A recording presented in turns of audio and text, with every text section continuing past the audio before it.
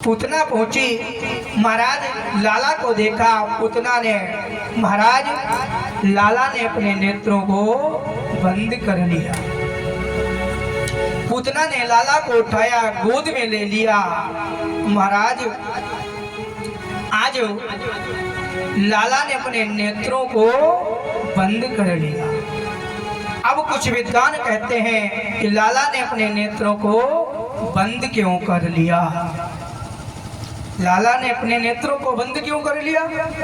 महाराज कुछ संत विद्वान कहते हैं लाला ने इसलिए अपने नेत्रों को बंद कर लिया, मन में सोचा जब मेरा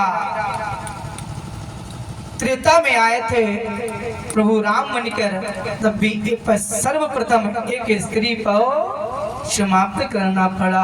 आज जब द्वापर में आए हैं तब भी एक स्त्री को पहले समाप्त करना पड़ेगा, इसलिए। लेकिन कुछ विद्वान कहते हैं मेरे लाला ने इसलिए नेत्रों को बंद कर लिया कि भैया मेरे लाला ने सोचा पहले मैं दुष्टों को यहाँ से समाप्त करने आया हूँ, क्योंकि पहले मंगलाचरण कर लिया जाए। कुछ विद्वान कहते हैं मेरे गोविंद ने मंगलाचरण किया, अपने गुरु का ध्यान किया, क्योंकि कोई कार्य करते तो सर्वप्रथम उसका मंगलाचरण करते हैं, इसलिए बंद कर लिया। लेकिन कुछ विद्वान कहते हैं महाराज मेरे गोविंद ने नेत्र इसलिए बंद कर लिए क्योंकि मेरे गोविंद के एक नेत्र में है चंद्रमा और एक नेत्र में है सूर्य। आज सूर्य और चंद्रमा ने सोचा मैं इस दुष्ट पूतना को देखना नहीं चाहती हूँ, मेरे लाला को समाप्त करने आई, इसे देखना नहीं चाहता हूँ, इसलिए महाराज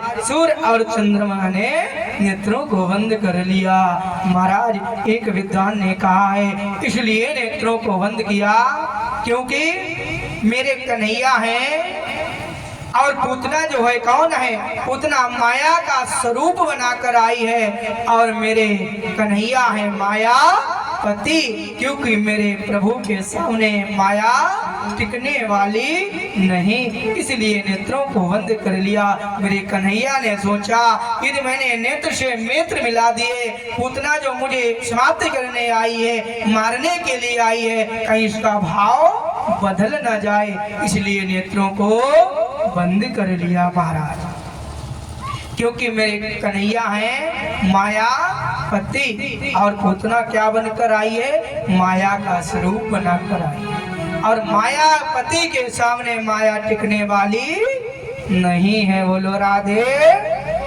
मेरे कन्हैया के सामने आप चाहे कितनी भी अच्छी बातें करो लेकिन टिकने वाली नहीं। मेरा कन्हैया जानता है कैसा तुम्हारा भाव है, क्योंकि मेरा कन्हैया निर्मल भाव देखता है कैसा तुम्हारा भाव है। भैया आज मेरे कन्हैया ने नेत्रों को बंद कर लिया। अंत में महाराज पूतना ने अपने स्तन में जो लगा था जहर, आज मेरे गोविंद को जहर पिलाना प्रारंभ कर दिया। तब तक एक विद्वान कहते मेरे कन्हैया ने इसलिए नेत्रों को बंद कर लिया क्योंकि जहर पीने का प्रयास किसका है, भोलेनाथ का। कहा बाबा आओ आप जहर पान कर लो और मैं दूध पान कर लूंगा, इसलिए बाबा को याद किया।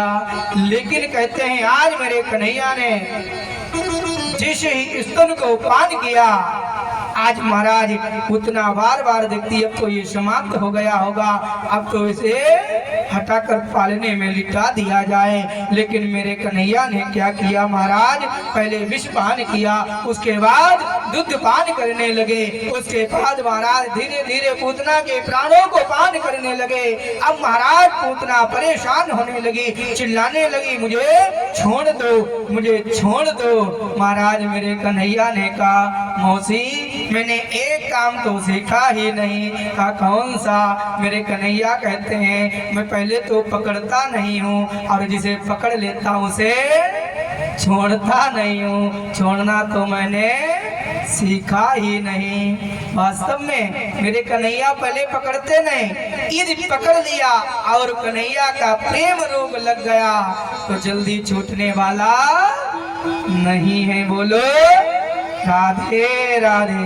कन्हैया ने कहा मौसी मैंने छोड़ना तो सीखा ही नहीं। आज पूतना परेशान हो गई, अब क्या किया जाए। महाराज पूतना कहती लाला छोड़ दो छोड़ दो।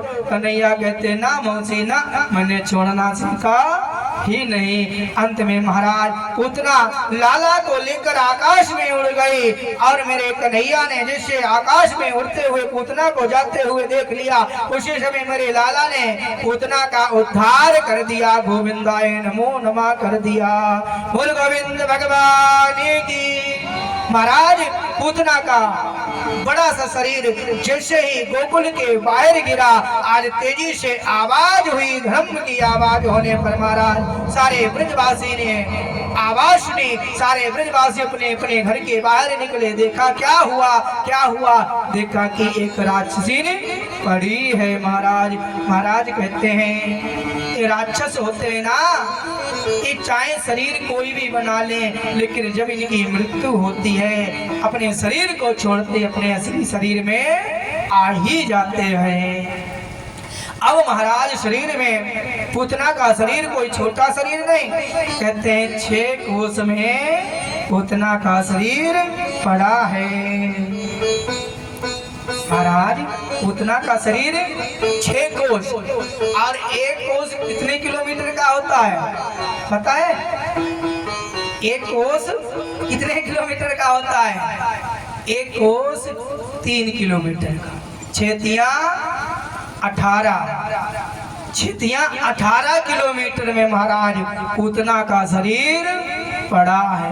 अब जरा विचार करो, इतना बड़ा शरीर है पूतना का, और पूतना के शरीर के ऊपर मेरे लाला खेल रहे हैं। जिसे ब्रजवासियों ने देखा, ब्रजवासियों ने कहा मैया हाँ बताओ क्या हुआ, लाला कहाँ है?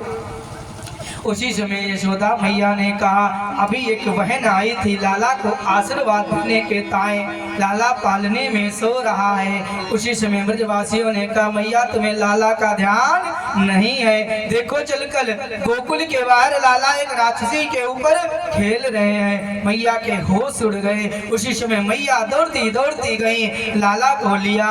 महाराज लाला को नीचे उतारा। नीचे उतारने के बाद मैया आज यशोदा मैया ने जाकर गौशाले में लाला को गाय के गोबर से स्नान कराए, गौमूत्र से स्नान कराया और गाय की पूंछ से झाड़ा लगाया। आज झाड़ा लगाने के बाद तब तक महाराज कहते हैं नंद बाबा आए। नंद बाबा को सारे ब्रजवासियों ने बताया बाबा बाबा ये लाला को लेकर भाग रही थी, तुम लाला को लेकर भाग रही थी। तो नंद बाबा ने कहा कैसे गिरी? तो एक ब्रजवासी भाव देता अपना, कहा बाबा मैं बताऊं? कहाँ बताओ?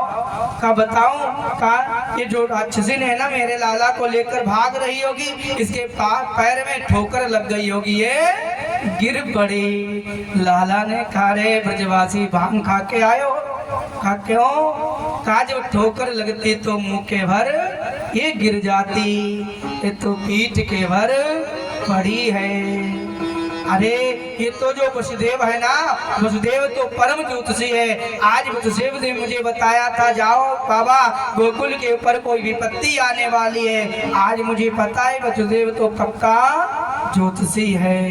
उसी समय मैंने माला फिराना प्रारंभ कर दिया, नारायण मेरी रक्षा करना, मेरे लाला की रक्षा करना, मेरे गोकुल की रक्षा करना। आज नारायण ने मेरे लाला की रक्षा की। बोलो राधे राधे।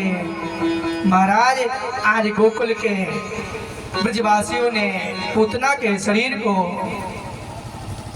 आज टुकड़ों में थोड़ा थोड़ा काट कर और एक जगह इकट्ठा किया।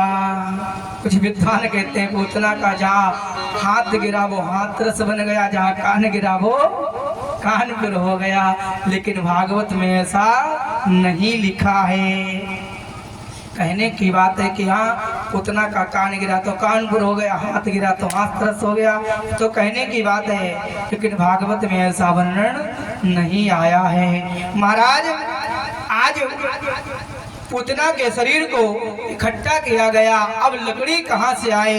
आज नंद बाबा ने कहा जिस पेड़ पौधे जो टूट गए उन पेड़ पेड़ों को लगा दो, और पूतना के शरीर में आग लगा दी गई। महाराज जो पूतना के शरीर में आग लगाई गई, महाराज पूतना के शरीर से बड़ी सुंदर सुगंध आई। महाराज जैसे सुखदेव जी महाराज ने कहा पूतना के शरीर से बड़ी